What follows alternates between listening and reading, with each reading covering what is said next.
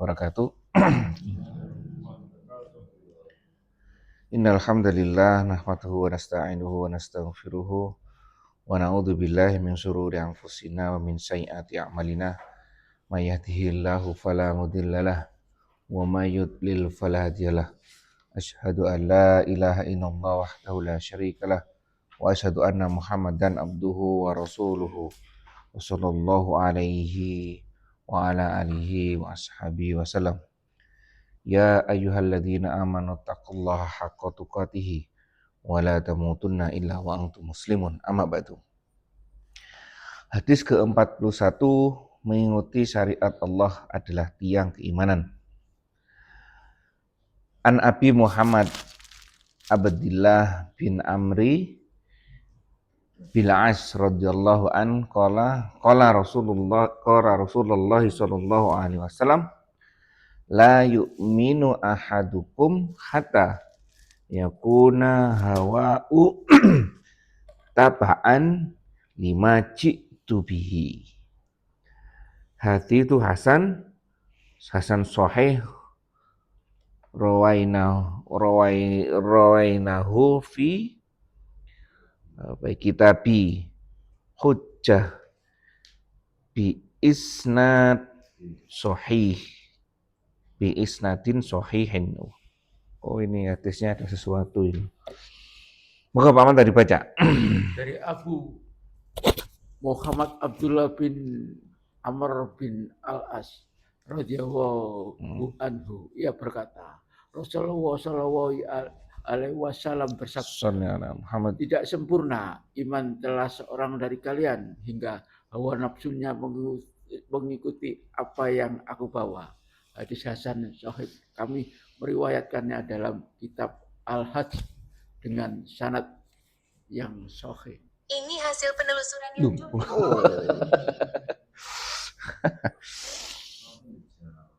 langsung dijawab sama mesinnya.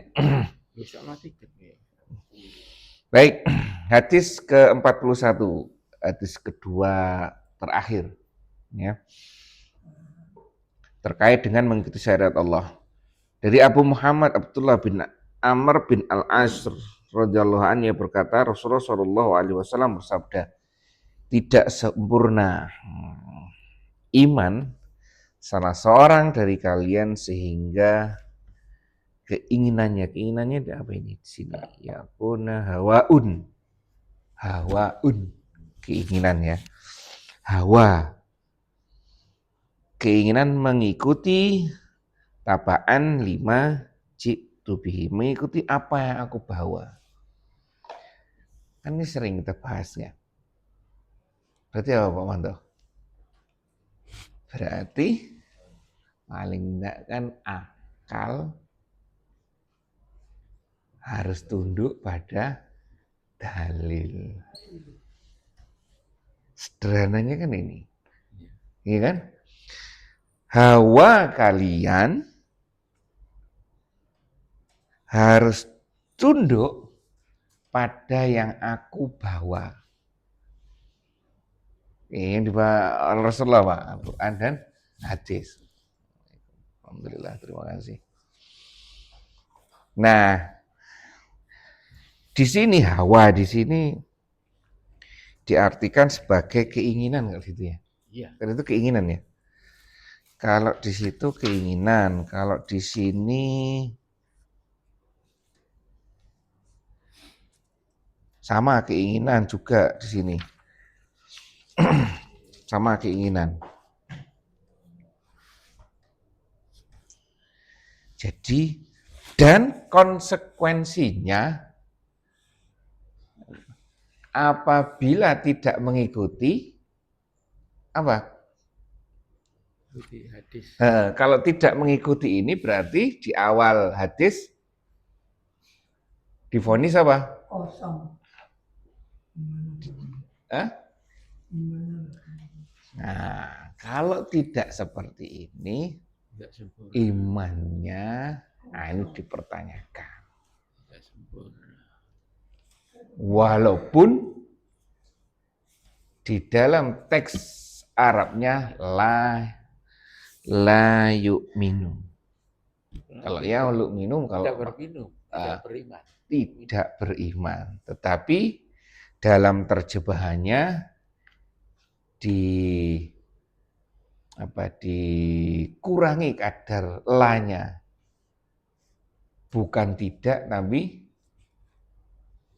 tidak sempurna. Nah, ya kan? Bukan langsung tidak beriman, tapi tidak sempurna imannya. Iyalah, tidak. Iya kan? Nah itu ya. Ini hadis yang sangat pendek, tapi sangat luar biasa sekali. Ya. Jadi hawa kita, apa yang kita ingin, nah ini inginkan, ini harus tunduk pada dalil.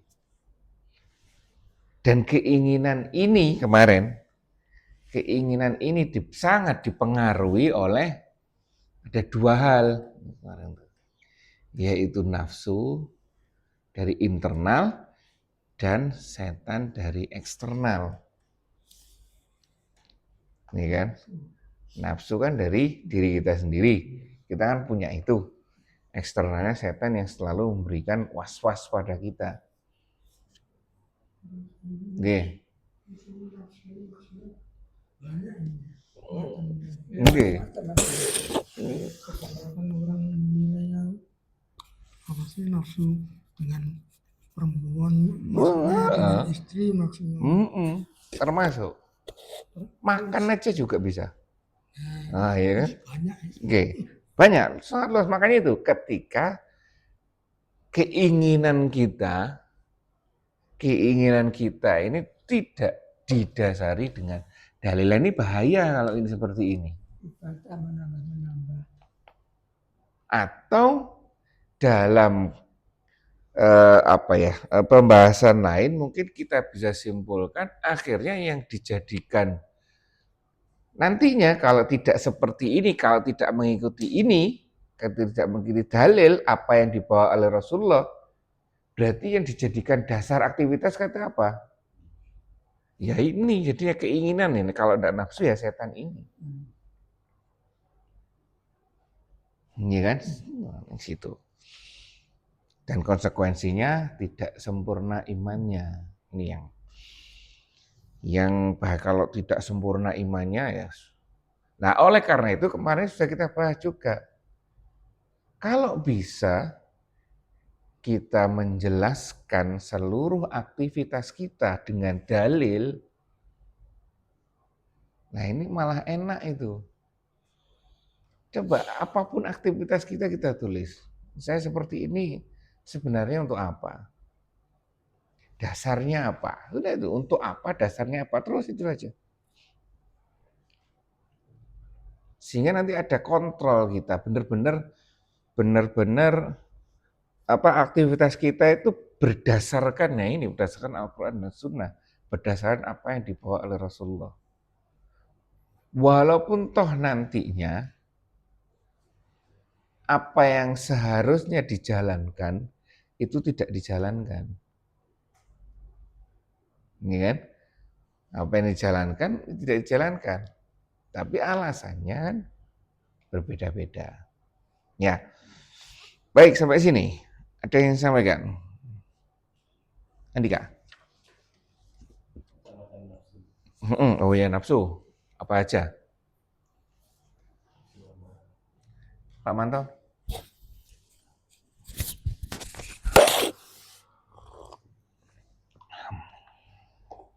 Gimana? Nafsu amarah.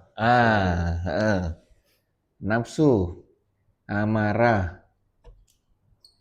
lawamah, mutmainnah. Ada satu lagi sebenarnya, ada 4. Mutmainnah. Amarah, lawamah, satu lagi terus baru mutmainnah.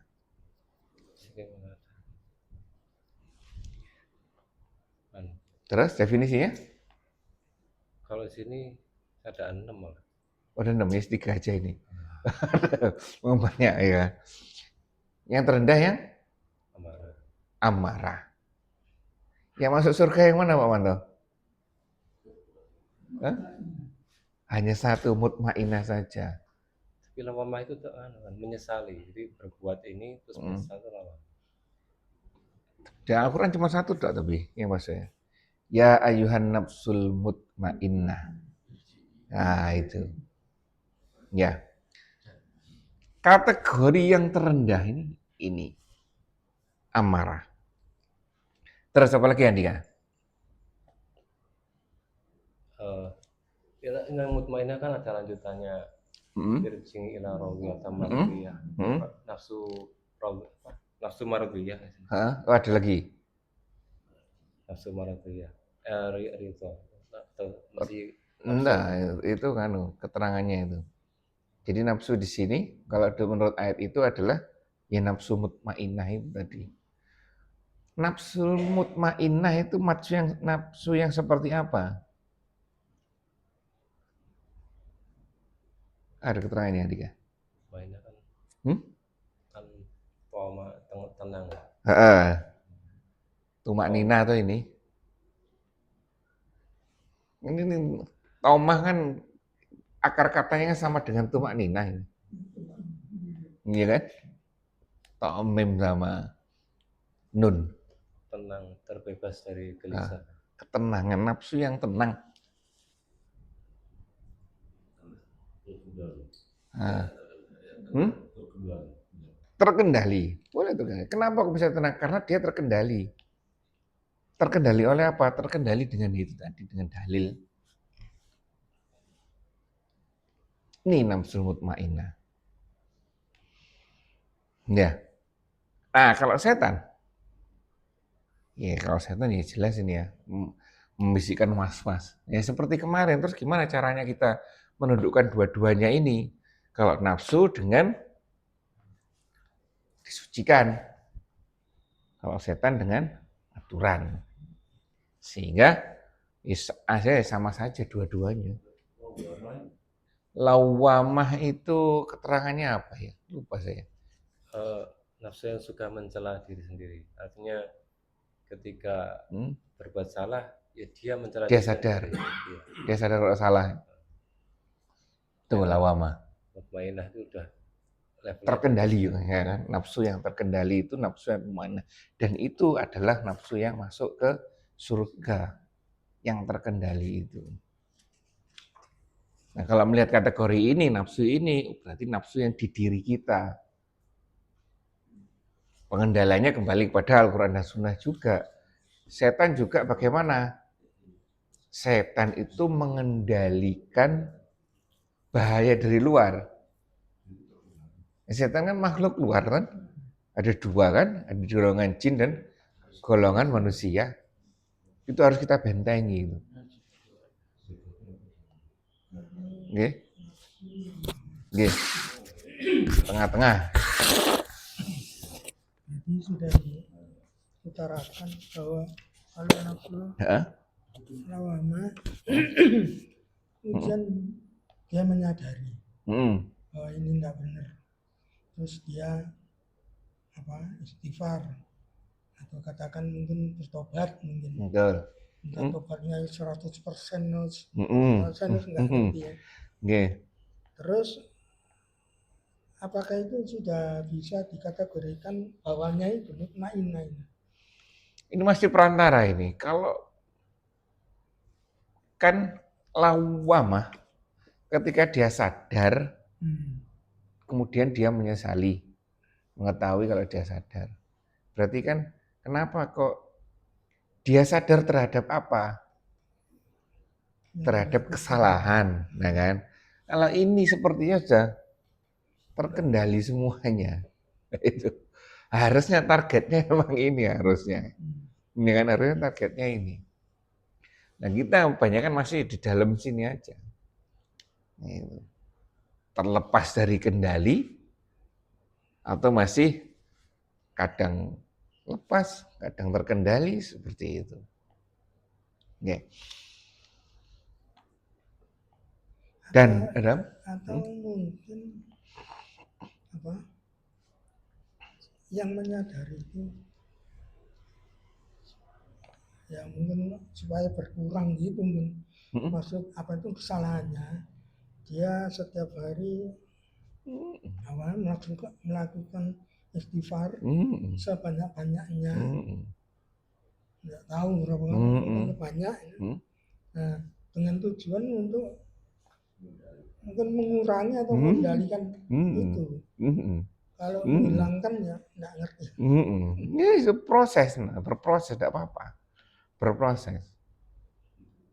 Terus istighfar, memperbaiki diri, terus saja. Harapannya kita kan sampai titik ini kan harapannya, ya kan? Udah benar-benar terkendali. Kembali lagi di situ disebutkan kan irji'i ila rabbiki radiyatan. Nah, atas ridhonya Allah juga. Nah, kalau sudah Allah ridho ya beres kan, enak kan. Nah, iya kan. Mau seperti ini Allah ridho diubah kan bisa saja. Nah itu ya. Ini hadis yang pendek yang luar biasa. Waspada terkait dengan nafsu kita ini. Ya, nafsu di sini, nafsu keinginan kita ini. Yang keinginan kita ini, nafsu ini harus kita kendalikan, tundukkan dengan dalil yang sudah dibawa oleh Rasulullah. Oleh karena itu, coba usahakan jadi manifestasi apa yang bisa dilakukan dari pernyataannya Pak Ji tadi. Membuat ini jadi ini. Mungkin salah satunya itu tadi, menjelaskan seluruh aktivitas kita bahwa aktivitas kita itu berdasarkan Al-Quran dan Sunnah. Itu termasuk manifestasi menjadikan ini jadi ini. Saya seperti ini, berangkat ke sini. Dasarnya apa? Kepatuhan terhadap Allah. Iya benar. Caranya Caranya kita sesuai dengan Rasulullah enggak? Seperti ini. Oh iya, selesai sudah. Kalau kita berusaha dengan melaksanakan tadi itu ya, walaupun mungkin tidak bisa diterima 100% dengan itu yang terakhir itu, Maina, atau mungkin berproses. Nah prosesnya ini kan yang kadang-kadang itu dia sadar kumat mana. Tidak apa-apa itu. Jadi kan naik turun. Berarti selama itu usahanya itu kan kadang-kadang itu ya memang kepinginnya berusaha sampai bisa itu. Cuman kadang-kadang ya banyak orang atau tidak bisa melaksanakan itu dengan baik. Ya berproses, kembali lagi berproses, ya. Di sini jadi kembali lagi akhirnya kepada data kita terkait dengan Al-Quran dan Sunnah itu sendiri. Kalau tidak data kita terkait dengan Al-Quran dan Sunnah itu tidak ada datanya, ya akhirnya pengendalian kita juga terbatas. Ya kan? Sama dengan masing-masing kita di sini. Saya ngadepi siswa dengan usia seperti ini, saya punya ilmunya. Tapi ketika masuk ke bidangnya Mas Wawan, usianya seperti ini siswanya, saya bingung, tidak punya ilmunya. Akhirnya pengendalian atas itu kan juga terbatas. Ya Wanda ya? Nah itu. Bisa mengikuti tadi yang dilaksanakan. Terus kan ada petunjuk yang bila kamu melaksanakan kesalahan, ikutilah dengan kebaikan. Salah satunya. Ya, saya rasa banyak lagi lainnya itu. Entah kita ya sholatnya harus ditambah atau membaca Al-Quran dan sebagainya seperti kayak gini. Nah, itu kita berusaha supaya mendekati mutmainah atau kalau bisa ya masuk semua. Iya benar. 100%. Apalagi kita juga sering dengar bahwa Allah itu Maha Pengasih, Maha Penyayang, Maha Pengampun, Maha segalanya lah. Jadi, apa? Pengampunannya hambanya itu masih lebih besar daripada pengampunanku. Iya betul. Ada yang gitu, ada yang Ya itu. jadi, ya itu banyak Oke. cara itu. Nah itu kira-kira bagaimana ya? Ya prosesnya kan kita sudah sering disampaikan. Prosesnya, endingnya itu hadiah, ya kan? Targetnya nyampe ke sana itu hadiah. Yang dinilai adalah prosesnya naik turun ini usaha kita seperti apa, gitu. Dengan bekal kita yang sesuai ini kita bisa apa, ya. Baik, singkat hadis ini ada yang disampaikan kan? Enggak ada, kita lanjutkan ke hadis terakhir, monggo nanti kan. Kalau satu lambian. Gimana? Kadang kan ulama turun kan ada yang beristihad ini menyesuaikan daerah lingkungan atau adat. Jadi ada yang berupa nanti dari kias, ada yang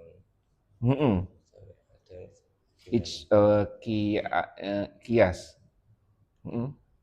Artinya kan nanti ini mengikuti Nabi atau enggak? Oh.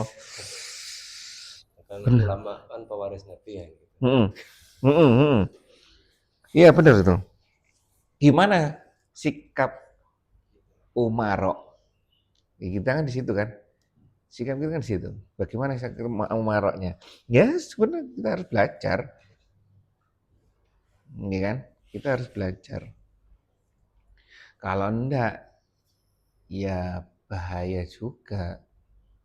Ya, seperti yang sudah dibahas di sini, bahwa sistemnya itu seharusnya sudah berubah.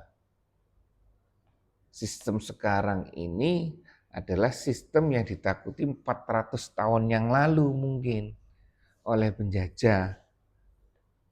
Tapi sistem pendidikan yang sekarang mungkin sudah harus diubah sesuai dengan zaman sekarang.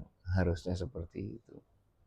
Ya gimana para pemimpinnya ini, para pemuka agamanya, dan bagaimana umaroknya juga, bagaimana warganya juga, ya harus sama-sama harus belajar memberikan masukan dari masing-masing. Karena kalau kita memaksakan sistem dahulu tidak sesuai, akhirnya memang tidak sesuai. Zamannya sudah berubah, ya kan? Zamannya sudah berubah. Dan Rasulullah tidak melarang untuk itu. Silakan, ya kan? Seperti yang hadis yang kemarin sampaikan itu, silakan berubah, ya kan? Ya peran semuanya sih antara yang pemimpinnya sama yang dipimpin, ya Dika. Kita juga harus berpikir, ya itu. Karena masyarakat kan didikte oleh ucapan itu apa kalau sebagai Muslim itu yang ikutin ulama, karena ulama itu pewaris Nabi, jadi didikte seperti itu.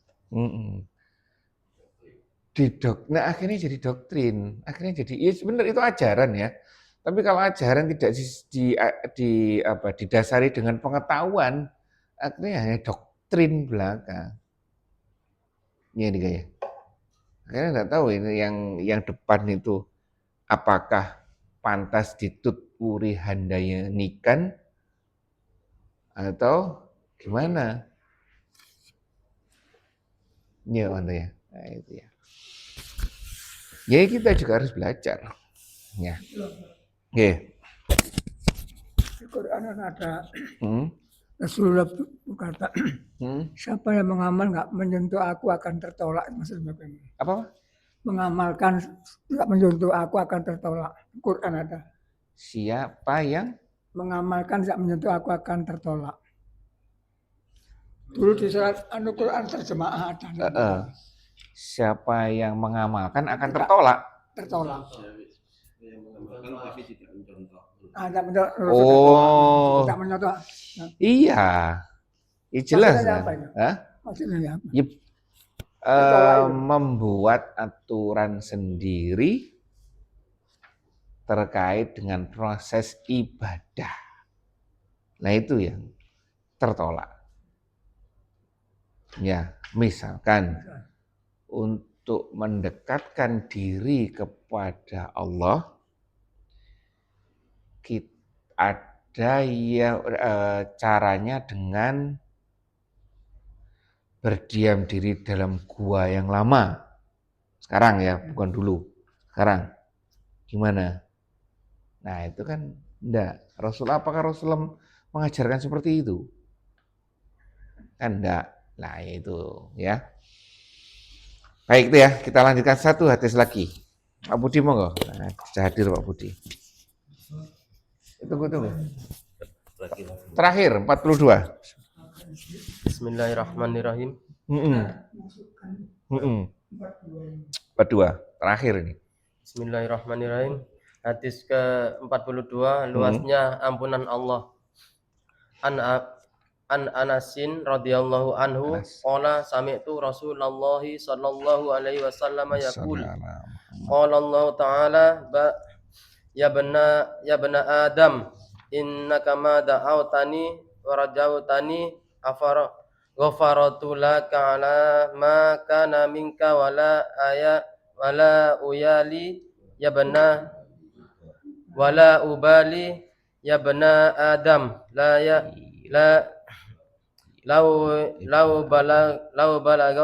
balagot dunubuka ananas sama summastaghfartani ghafaratu laka ya bana Adam innaka law ataitani biqurabil aradi khotoya summa lakitani la tusriku bi syai'a la ataituka biqurabiha maghfirah rawahul Tirmidzi wa qala hadisun hasan sahih. Ayo, ini Pak Manto.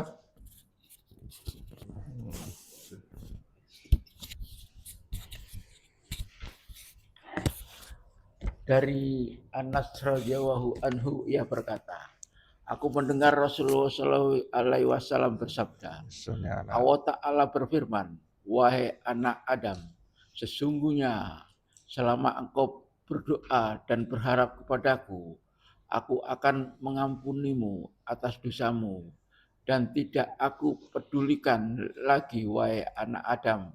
Seandainya dosa-dosamu setinggi langit, kemudian engkau memohon ampun kepadaku, aku akan mengampunimu wahai anak Adam. Sesungguhnya jika engkau datang kepadaku dengan membawa dosa sepenuh bumi, kemudian engkau bertemu denganku dalam keadaan tidak mempersekutukanku dengan sesuatu pun, sungguh aku akan datang kepadamu dengan ampunan sepenuh bumi pula. Hadis Tirmidzi, dan ia berkata, hadis ini Hasan Sahih. Oh, cuma perjalanan budak saya. Mau cerita apa? Itu ada ya kan. Penghujung hadis yang luar biasa, ya kan? Di awali hadis innamal a'malu binniyat, ya kan? Kemudian digoncangkan kita, ya kan? Dan akhirnya ditutup dengan hadis yang luar biasa. Dari Anas bin Malik radhiyallahu an, ia berkata, aku mendengar Rasulullah sallallahu alaihi wasallam bersabda, Allah berfirman, ini diskusi berarti ini seperti ini ya. Hai anak Adam, ini diskusi ini seperti ini. Hai anak Adam, sesungguhnya selama engkau berdoa dan berharap hanya kepadaku, niscaya aku mengampuni dosa-dosa yang telah engkau lakukan dan aku tidak peduli. Artinya berapapun dosanya diampuni. Hai anak Adam, di sini ada 3. 1, 2, dan 3. Artinya mungkin ya, kalau saya melihat di sini dengan judulnya luasnya ampunan Allah Pak Manto ya. Ampunan Allah bisa digapai menurut ini ada 3 cara.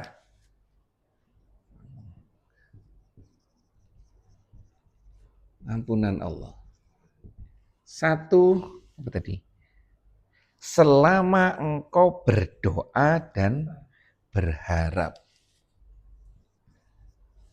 Berdoa dan berharap.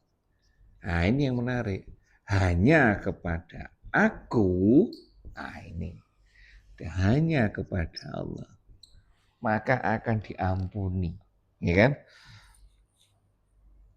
Kepadaku saya akan mengampuni dosa-dosa yang telah engkau lakukan dan aku tidak peduli.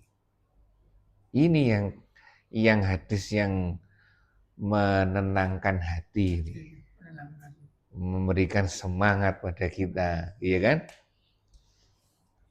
Yang kedua, ini jelas ya. Jadi silakan berdoa dan silakan berharap kepada Allah. Kalau saya lebih, ya masing-masing nanti ya, saya lebih suka, artinya ya sudah kita punya Allah yang maha kuasa terkait dengan doa, terkait dengan harapan. Apapun yang saya harapkan dan apapun yang saya sampaikan nanti kepada Allah kan dalam bentuk doa. Kita berinteraksi kepada Allah kan dalam bentuk doa kan. Doa itulah kita berinteraksi kepada Allah. Ya kan? Itu sesuai dengan apa yang jangan sungkan artinya. Asal doanya tidak menyalahi aturan. Doa yang tidak boleh apa Pak Manto? Ada doa yang tidak boleh itu. Mendoakan orang jelek. Mendoakan orang jelek. Terus apa lagi? Tuh, mendoakan orang jelek. Apa lagi? Mendoakan orang. Hah? Mendoakan orang kafir yang sudah meninggal. Oh ya, orang kafir yang sudah meninggal. Terus, untuk diri kita? Doa tidak boleh minta mati. Nah, ini tidak boleh minta mati, ini tidak boleh. Ya, itu jadi kita dalam berdoa, kita tahu rambu-rambunya ya tidak boleh seperti ini, seperti ini, seperti ini. Sisanya silakan.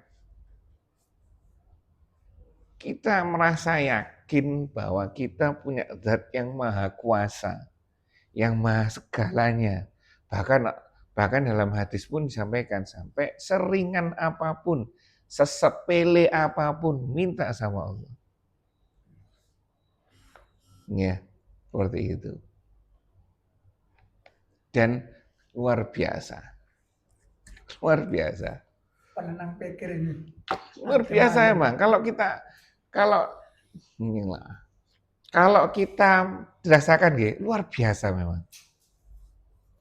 Banyak. Ini yang terakhir. Ini ya ini saya sebagai contoh nih. Publikasi internasional.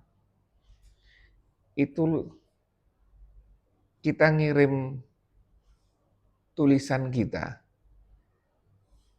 direspon sama dia, itu minimal 3 bulan. Ya kan? Direspon bahwa tulisanmu tak terima atau tulisanmu tak tolak. Itu 3 bulan. Proses 3 bulan. Minimal 6 bulan. Ya kan? Baru ada interaksi sama publishernya sana, penerbitnya sana. Ya kan? Saya bypass minta sama Allah. Langsung ya Allah, publikasi saya, tulisan saya. Agustus pertengahan, saya kirim artikel saya. Oktober diterima, November terbit. 2 bulan selesai. 2 bulan, 3 bulan selesai, sudah terbit. Jangan sungkan-sungkan minta sama Allah. Tapi dalam keadaan kita sudah berusaha ya, Anda diam-diam aja. Minta sama Allah. Sesepele apapun. Urusan dunia silakan. Gimana Pak Wanto? Yang di depan Ka'bah? Fulus. fulus. Ya Allah fulus. Ya kan? Dikabulkan. Dikabulkan itu orang hitam, nggak tahu orang mana itu. Orang hitam kabulkan. Langsung turun ya. Hah? Ya enggak. Kasihan nanti di sana, ya kan? Seperti Berdoa itu. ada mobil.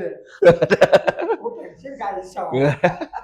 Apa kalau di sana itu setiap doa dikabulkan.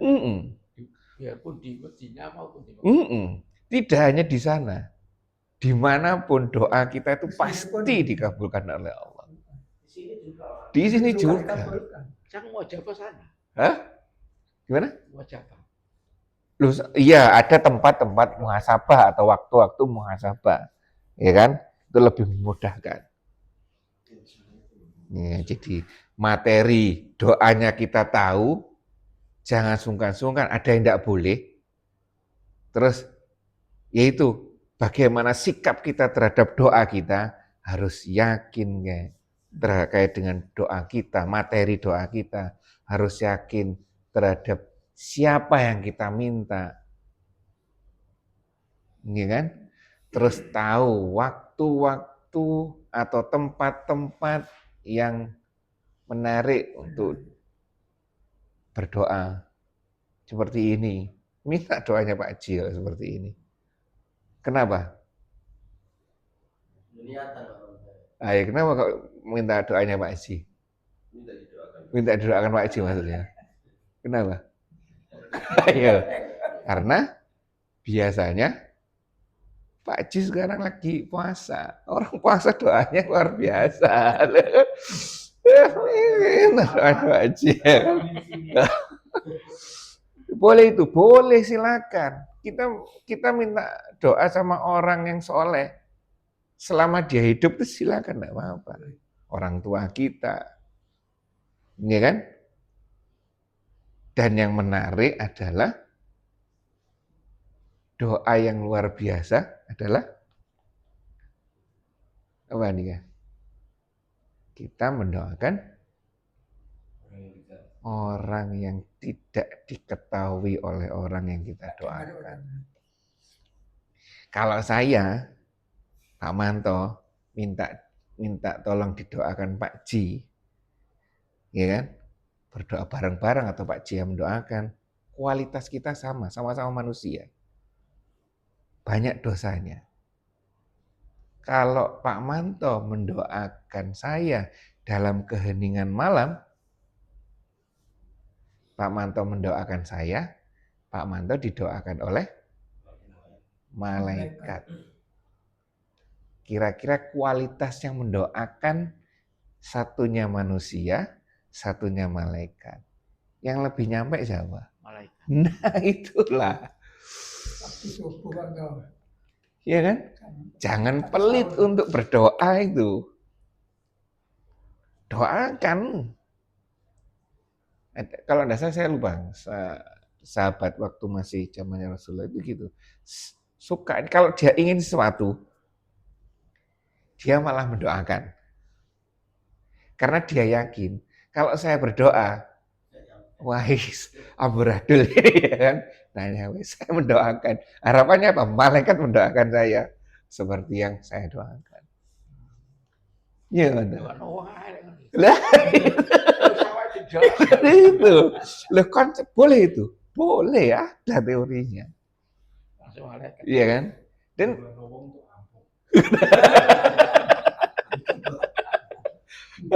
iya.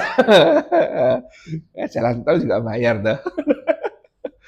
Gitu. Nah, tips-tips seperti itu yang harus kita lakukan.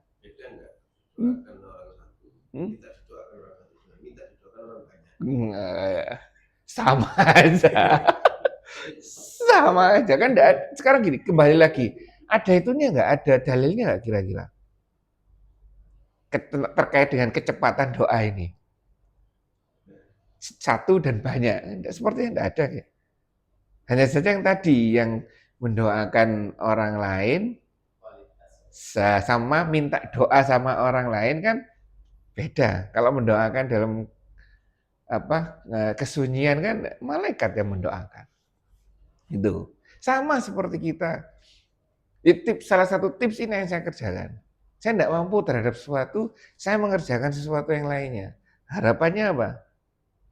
Allah menolong saya terkait dengan sesuatu yang saya tidak mampu tadi. Boleh seperti itu, boleh silakan. Ya kan kita boleh, ya Allah, saya sudah seperti ini sama orang tua saya. Saya sudah memberikan setiap bulan 100.000 pada orang tua saya. Sekarang saya minta. Boleh seperti itu Pak Manto? Ada tuntunannya, boleh silakan, tidak masalah. Sudah keluarga boleh bisa. Walaupun ada yang ngomong, malahan ada yang ngomong kita tidak perlu berdoa. Alasannya apa? Allah Maha Tahu coba. Nah, itu gimana terkait dengan pola pikir kita? Kurang pas. Ya, kita tidak perlu berdoa karena Allah Maha Tahu. Ya tidak cocok lah kita diminta. Kan nggak pernah doa berarti sombong. Lah, ya itu kan. Tapi Allah Maha Tahu. Ya tahu-tahu iya. Ya itulah penggabungan yang tidak tepat.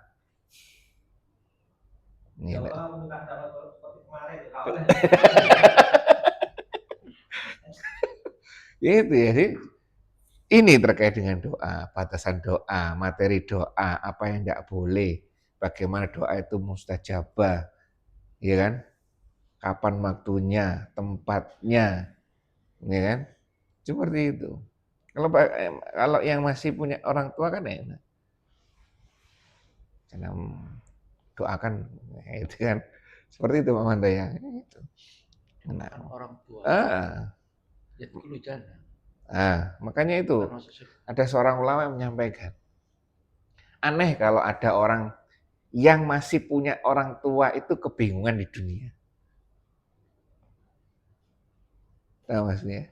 Aneh kalau misalnya ada orang yang puyeng kepalanya di dunia selama dia masih ada orang tua. Karena apa? Sebegitu luar biasanya doa orang tua. Gimana ya itu. Baik, itulah terkait dengan doa, ya kan? Jadi pelongkan kita saat berdoa itu. Itu loh. Kita harus yakin bahwa kita zat yang kita mintain ini zat yang luar biasa. Jangan sungkan-sungkan ya kan. Mau atau minta kaya, silakan minta kaya. Tapi embel-embelnya nanti setelah kaya mau ngapain? Ya kan? Bisa tangguh kaya. Lah itu kan. Berarti tidak kuat derajat katanya, salah repot nanti, ya kan? Ya itu ya. Yang kedua, wahai anak Adam, seandainya dosa-dosamu sampai setinggi langit, aku mengampunimu dan aku tidak peduli dengan itu. Ini ya. Jadi ini kuantitas doa, banyaknya dosa ini. Tidak peduli mau dosanya seperti apapun. Sampai kemudian engkau minta ampunan, mintanya kepada Allah, berdoa minta kepada Allah, pasti akan diampuni. Dan yang ketiga, wahai anak Adam, jika engkau datang kepadaku dengan membawa dosa-dosa hampir sepenuh bumi, sudah setinggi langit tadinya, sekarang ke bawah sepenuh bumi, kemudian engkau bertemu denganku dalam keadaan tidak mempersekutukan, nah ini, tidak syirik,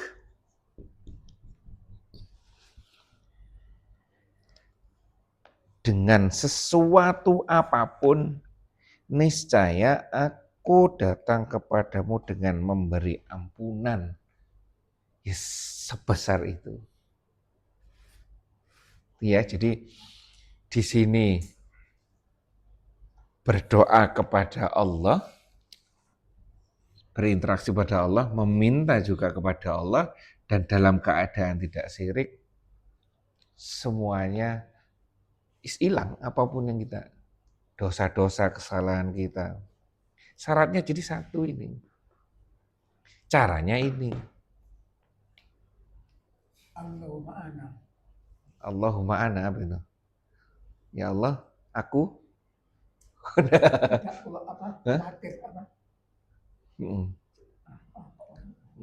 apa mantap apa hal terserah mantap. Ya, ya itu ya. Oke. Persyaratan terakhir. Mutlak ini. Berlaku dan bersedih hati sesudah mati dan sebelum. Ini batasannya malah mati ini batasannya ini. Nah, ini yang lebih berat justru kalau sudah mati. Sudah mati dia belum sampai tobat, masih syirik. Iya, ini resikonya. Itu lebih berat. Ini menjaga ini. Kalau ini ya, kalau ada orang mati dalam keadaan syirik, itu dijamin sudah neraka. Jangan sungkan-sungkan, dijamin neraka. Hanya kita kan tidak tahu bahwa orang itu syirik atau enggak. Tapi keterangan menyampaikan bahwa kalau dia syirik, pasti masuk neraka. Kalau di situ ya. Berarti di situ di sini tulisan pertama itu maknanya hidup Mas. Iya. Benar. Makanya itu, kita berinteraksi dengan Allah. Berdoa kepada Allah. Itu kita berbicara dengan Allah. Media kita kan doa. Kita sholat dengan Allah, maknanya doa. Dan malah lebih daripada itu, yaitu kita bertemu dengan Allah. Menghadap dalam tanda kutip. Itulah waktu sholat itulah. Kita berinteraksi dengan Allah. Semuanya, lisan kita, tindakan kita berinteraksi dengan Allah ya saat sholat itu. Doa itu satu arah, ya Allah, ya, seperti itu. Komunikasi kita dengan Allah seperti itu.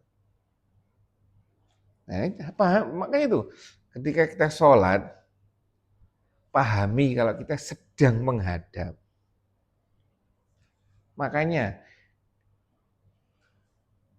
seharusnya dengan wudhu, dengan berjalan menuju masjid, itu menuju tempat sholat, sebenarnya itu sedang mengkonekkan ya, sedang memahamkan pada diri kita bahwa kita sedang mau bertemu dengan Allah.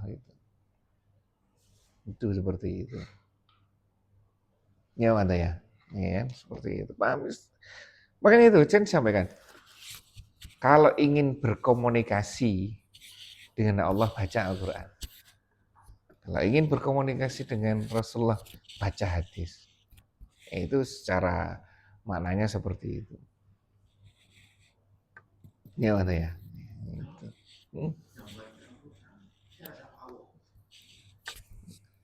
Iya, berkomunikasi dengan Allah. Tapi kalau nggak tahu artinya gimana? Lah, ya itu. Ya itu. Baca tok. Tanya Pak Pardi gimana itu? Daripada kamar 16. Nah itu. Minimal Ya.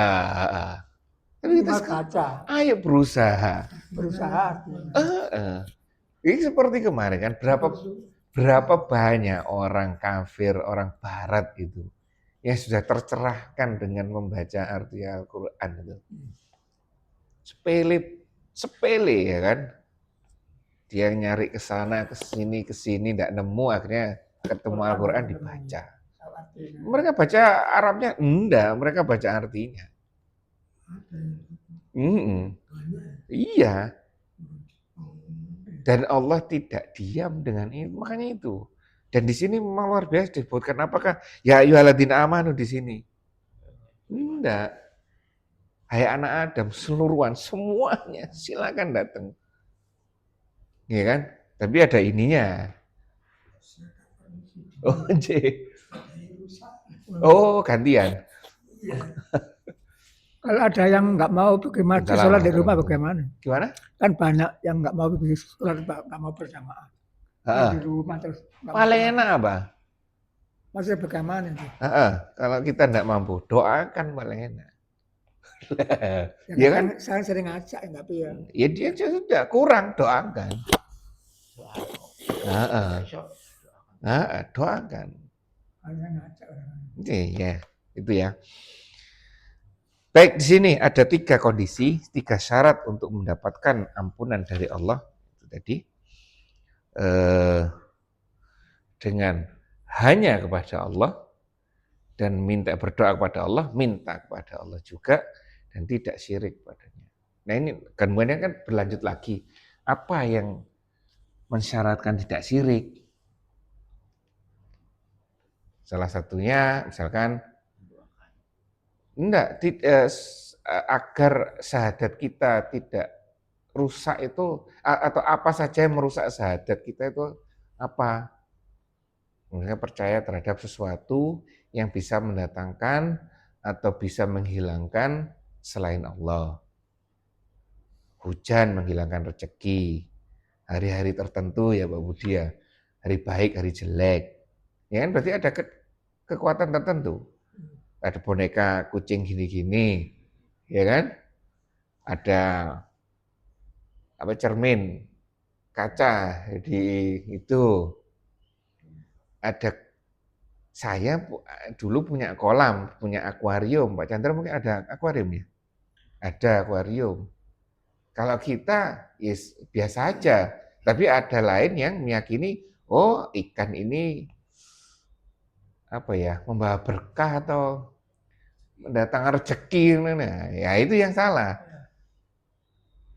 Ya kan seperti itu. Yes, yang seperti itu.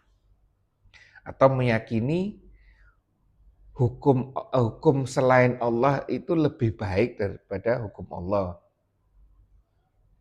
Ya, contoh misalkan lebih baik mana waris ini dibagi rata atau waris dibagi sesuai dengan hukumnya. Ya lebih baik ya tetap dibagi sesuai dengan hukum waris. Gimana kalau tidak bisa? Karena ada kekuatan yang lebih daripada kita. Yang penting kita bisa menyampaikan, selesai. Ya seperti itu. Makanya pahamkan kepada wanita-wanita kita bahwa poligami itu ada.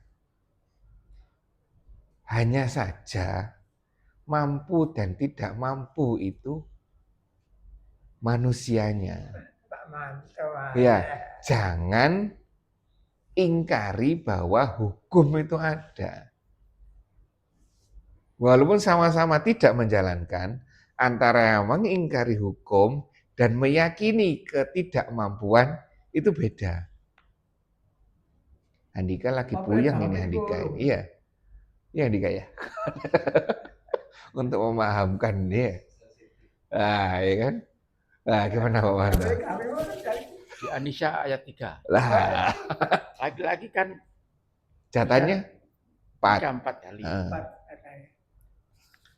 Apakah dari istri satu seandainya semua ridho? Ridho. 1, 2, apakah yadkhulu jannah? Iya. Iya. Pasti. Untuk istrinya. Untuk istrinya itu, bukan untuk suaminya. Barang siapa yang istri meridhoi suaminya menikah lagi, dia dapat surga. Akan masuk surga. Bukan suaminya, Pak. bukan suaminya. Suaminya masih panjang pertanyaannya.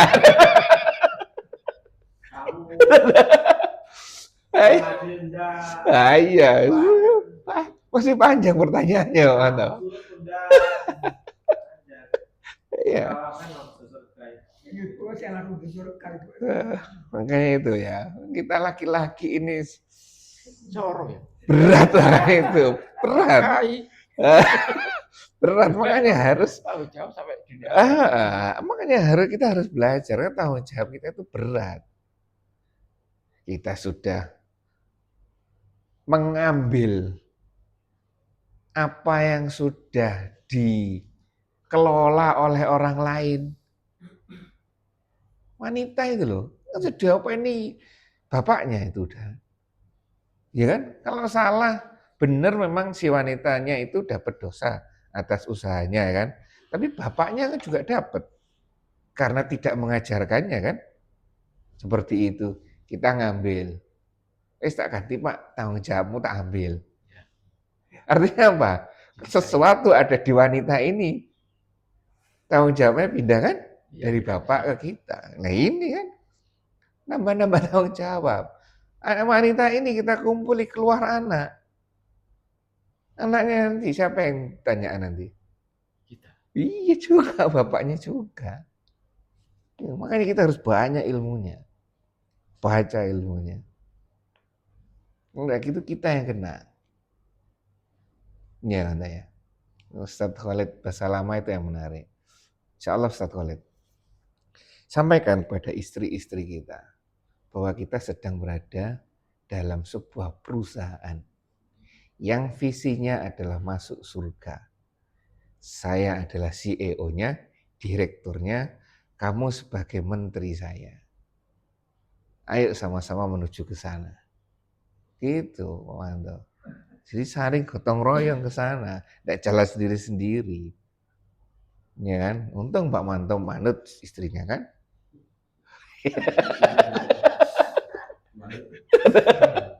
Ya, seperti itu. Nah, ini ya itu yang terkait dengan istri. Makanya itu istri, silakan tidak menjalankan itu enggak apa-apa. Toh kita juga sama kan?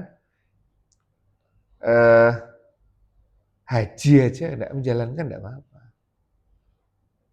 Hanya saja mengingkari kewajiban haji dengan menyadari ketidakmampuan haji itu beda nilainya. Nah, ini yang istri harus dipahamkan. Ada di Al-Quran hukumnya, silakan tidak menjalankannya, tapi alasannya yang harus diperbaiki. Gimana ya, itu. Gitu Handika ya. Kalau semuanya sudah, enggak, tinggal masanya Handika ya. Hah? Pernah dibahas? Sensitif kan, terus akhirnya ya cuma bisa bilang secara general aja apa jangan sampai mengingkari hukum-hukum di Al-Quran. Itu bener itu. Pak Manto gimana? Iya, sekarang. Oh gitu. Iya, pakem. Istrinya nerima.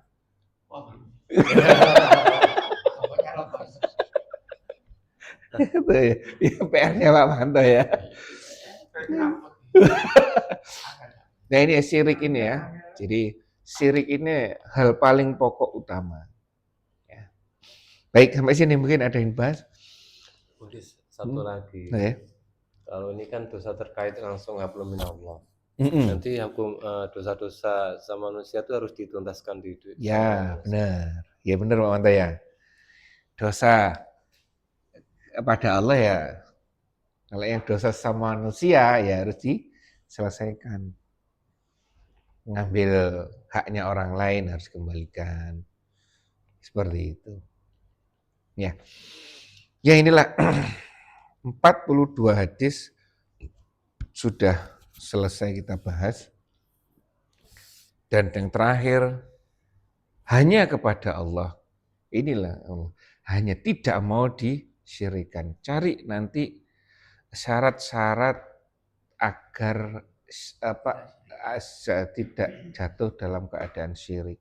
Insya Allah ada 20. Ini ada 20 hal-hal yang bisa merusak syirik. Seperti itu. Ya misalkan tanyain hukum qisas sama hukum penjara, bagus mana? Ya itu aja jawab hukum qisas yang terbaik. Loh, kenapa kok belum menjalankannya? Itu masalah lain. Nah itu kan, masalah proses. Seperti tadi kan. Baik, mungkin sampai sini. Ada yang tanyakan? Selainnya mungkin rangkuman dari semuanya. Gimana ya? Mungkin Hah? pencetus HAM itu siapa ya? Kadang itu tuh mengganggu apa? mengganggu hukum-hukum syariat itu HAM.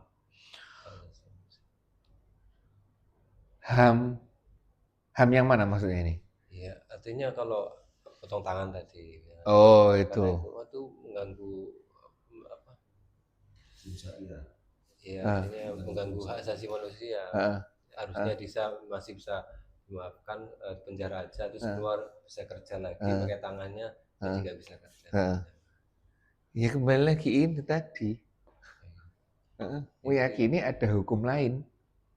Itu yang muncul HAM itu loh. HAM dari barat atau barat. Dari barat. Perjalanan keilmuan kita kan, kita ngomong dari tahun 0 ya, tahun 1 ya. Tahun 1 Masehi sampai tahun 600 Masehi ini adalah zaman fatrah kan, tidak ada kenabian, ya kan? Dan ini agama Islam yang dibawa oleh Nabi Isa telah mengalami perubahan sehingga dinamakan Kristen. Tahun 600 sekian Rasulullah lahir sampai kira-kira 1400-an. Inilah zaman kejayaan Islam. Ini yang dinamakan abad pertengahan itu ya ini. Kegelapan. Ini. Zaman kegelapan tuh ya di sini. Abad pertengahan kalau kita dengar itu di sini. Karena agama itu sudah rusak sekali. Sesuai dengan keinginan penafsirannya dan textbooknya sudah diubah semuanya. Muncullah Islam. Islam mengubah semuanya, membenarkan semuanya, akhirnya termasuk sains di sini, pengetahuan kembali kepada jalan yang benar semuanya. Nah, kemudian 1400-an ini, 1400-an ya, 1400-an sampai saat ini berubah kiblatnya menjadi ke barat. Nah, mulai dari perubahan inilah muncul yang aneh-aneh ini. Ya, termasuk muncul HAM segala macam di sini. Karena ini basicnya seluruh aktivitas manusia adalah ibadah. Kalau ini sudah berubah. Oleh karena setiap aktivitas ibadah nyambungnya ke Al-Quran dan Sunnah. Hukum potong tangan, hukum seperti ini dijalankan. Kalau di sini sudah mulai manusia menganggap bahwa karena berkaca dari ini sehingga agama itu tidak penting. Agama itu tidak perlu. Berkaca dari sini. Ya kan? Berkaca dari sini, agama tidak perlu, akhirnya mereka membuat standarisasi sendiri. Nah, kita sedang berada di saat ini yang semuanya standarisasi itu sesuai dengan keinginan manusia. Tuh. Seperti kita lihat Menteri Keuangan ini baru ini loh. Ya kan? Perekonomian dilihat dari pertumbuhan negara kita, jangan lihat orang lain. Kalau yang Menteri Ekonomi dulu kan bagaimana ekonomi global mempengaruhi ekonomi internal kita. Kalau sekarang enggak penting lokal, yang penting kita gimana pertumbuhan kita. Nah, seperti itu. Ya. Jadi karena perubahan ini akhirnya jadi ya ini muncul macam-macam di sini, ada materialisme, ada ateis di sini. Ini. Karena memang berjalan dari sini. Ini kan di Eropa, ini juga di Eropa. Baik, sampai sini ya. Ada yang mau sampaikan lagi? Kita tinggal menjalankan ini. Ya. pelan-pelan, walaupun kan dapatnya kan sepele mungkin ya, patuh peraturan lalu lintas. Membaca buku setebal ini hasilnya hanya patuh terhadap lalu lintas, tidak masalah, ya kan? Ada hasilnya, ya mana ya, seperti itu. Tapi dengan Hah? Hah? Gimana? kita bisa lebih paham. Iya. Makanya jangan berhenti sampai sini. Al-Quran juga seperti itu kan, baca. Kemudian ya itu tadi tulis satu persatu. Coba dong. Coba beli buku yang buku besar itu, gini itu, yang tebel itu, buku besar gini itu. Baca Al-Quran, tulis. Kata-katanya yang penting bagi kita ditulis apa, kemudian dirangkai. Oh, maksudnya seperti ini. Ya, enak-enak. Ya.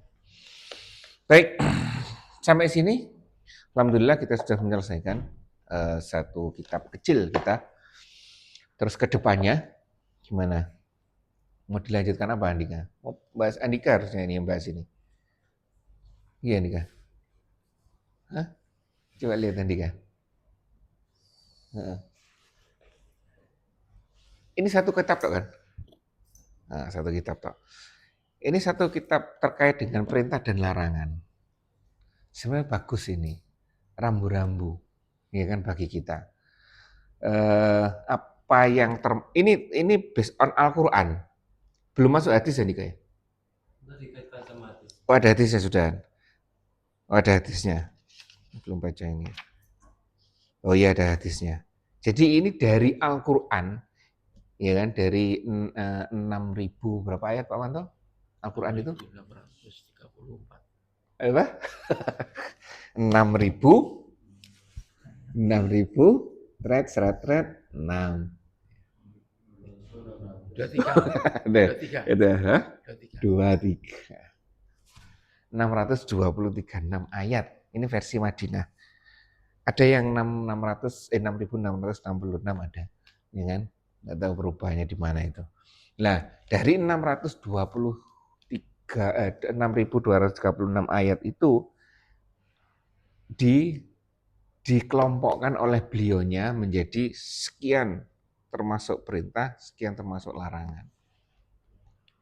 Ya nanti ya, coba dikaji ini kalau pekan depan ini atau nanti. Sudah baca Andika? Belum semua. Sebagian sudah. Nah ini, coba baca nanti. Jadi mungkin kelanjutannya kita akan teruskan ke perintah larangan ini. Ini ya Manta ya? Hah? Sudah habis tuh, sudah. Ada ini. Ini nanti, ya kan?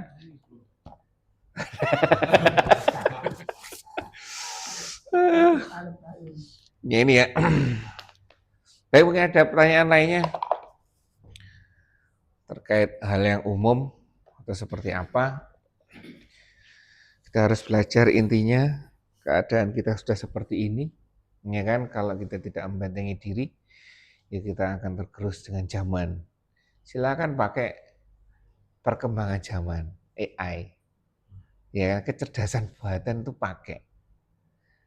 Silakan tanyakan AI apa dasarnya menurut Al-Quran dan hadis saya bekerja. Nanti kan keluar tuh, dasarnya ini. Oh, udah sesuai. Ya Allah, ini jawabannya. Kan? Bisa kan? Ya, dari situ apa nanti? Ya kan?